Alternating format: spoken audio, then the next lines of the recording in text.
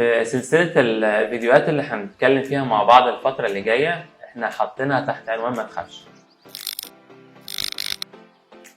لو انت عندك تخوفات من عملية الليزك او انك انت تتخلص من النضارة اللي مأيدة حركتك وشكلك، في الفيديوهات دي لو تابعتها معايا هقولك ليه ما تخافش انك تعمل عملية تصحيح الابصار. السلام عليكم ورحمة الله وبركاته.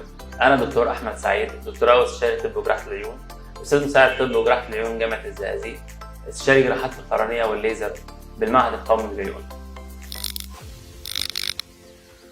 ايه ممكن يكون قلقك تاني للعملية غير كده؟ من مضاعفات العملية، اي عملية في الدنيا قد يكون ليها مضاعفات، ده حقيقي، بس مضاعفات عمليات تصحيح الابصار لا تتعدى 1%، ومعظمها الحمد لله مضاعفات سهل علاجها، وده السبب انها اكتر عملية بتتعمل في العالم. الليزك ومشتقاته هي اكتر عملية اختيارية بتتعمل في العالم، وده ممكن او ده ما كانش ممكن يحصل الا بسبب الامان الكبير بتاع العملية دي.